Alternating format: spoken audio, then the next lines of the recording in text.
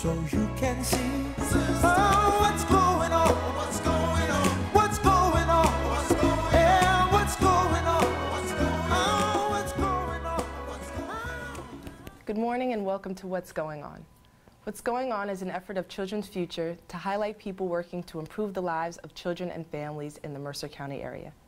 Today we have Maritza, Raimundi-Petroski, and Children's Home Society of New Jersey. Thank you so much for coming on the show today, Maritza. Thank you for the invitation. Of course. Could you give us an overview of all the services you administer? Sure. The programs under the Children's Home Society of New Jersey are several. We have over 54 programs for the agency. We're a statewide program. The division that I oversee is the Maternal Child Health and Family Support Services. And under that division, we have several programs that focuses on women and children and infants, as well as parenting programs and early childhood education programs. CUNA is one of them, which focuses on immigrant Spanish-speaking women for prenatal health and support group. We also have the Body and Soul program focusing on African-American women prenatal health care. We have the Children's Immunization program as well under that division. And the WIC program, which is the Supplemental Nutrition program focusing on women, infant, and children. Now, WIC seems to fascinate me. I think our listeners can really benefit from the program. Could you give us an overview of the services that WIC provides for women and children? I understand it's children up to ages of 5, I believe so? That's correct. First, our agency has a big commitment to helping women and families in the city of Trenton. When this opportunity became available to become the sponsor of the program, we felt that the residents of the city of Trenton needed to have this program back in the city. Yes, definitely. Originally was in Ewing, and it was very hard for a lot of the women who qualified and were eligible for the program to access those services. And specifically, those services focuses on nutrition education and support, breastfeeding education and support, checks for free nutritious foods and meals. And something that a lot of people are not aware of is that we also assist families for voter registration as well. Oh, wow. It's something that it's a requirement of our federal grant. Okay. And what types of other nutritional problems are you seeing besides this feeding?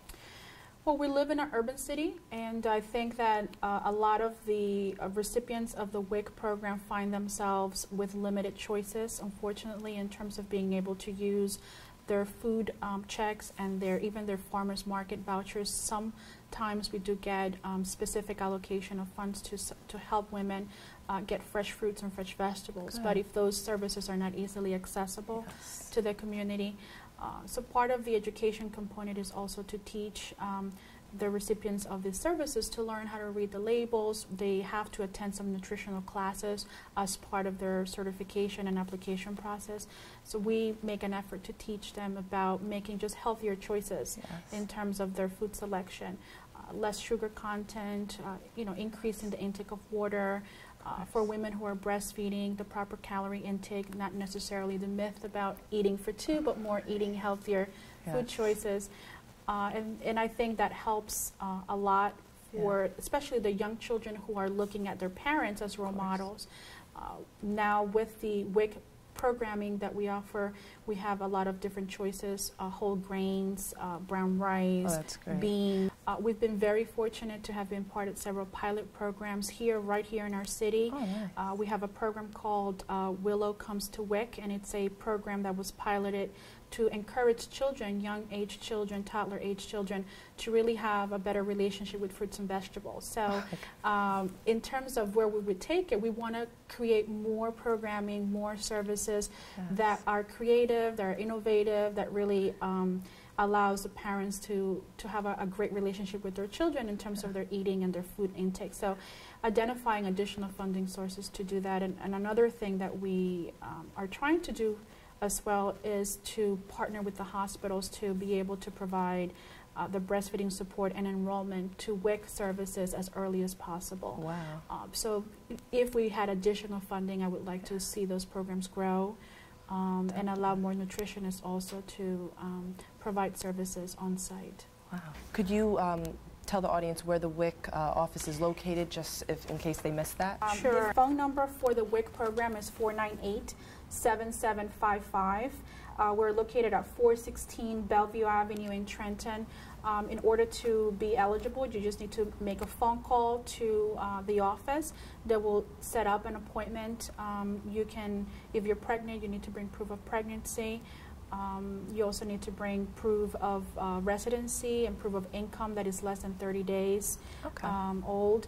And one thing that a lot of families forget is that you have to bring every eligible child or member of the household in order to do the application process. So if you have a child between the age of infant to 5, that child needs to physically be present on the day of the application. And we just want to inform the community that that's important.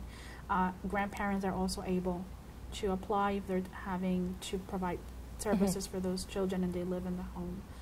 I encourage everyone in the city to call and make an appointment, find out more information. They can also look at additional information on our website, which is www.chsofnj.org, and they can access additional information about the services there as well. Okay, perfect. And do you think they should make an appointment versus just going in? WIC operates on the basis of appointments. We make several dozen or hundreds of appointments on a daily basis. We have a staff of 25 that are really doing their best to provide the services. And in order for the families to know what to expect, what they need, we encourage them to make appointments. We do have evening hours until 6:30 on Wednesdays. If there are families that are working and are unable to make it during the daytime, they're more than welcome to make an appointment in the evening. And one thing I really definitely want to mention is that although our main building is on Bellevue Avenue, on 416 Bellevue Avenue, we actually have different locations throughout the county because this is a county-wide program. Therefore, we have satellite offices in Hamilton, in East Windsor Heightstown, in Princeton, and we also have a satellite office on Warren Street. We have partnered with the Henry J. Austin Federally Qualified Clinic, and we are there 2 Fridays during the month. If someone cannot make it to Bellevue Avenue, we can encourage them to come to Warren Street. So we have different locations for access for families. Oh, perfect. Wow. Okay. That's all the time we have for today. It was a pleasure, Maritza. It's a pleasure. Thank you. Definitely. Thank you, and we'll see you next week for What's Going On. So you can see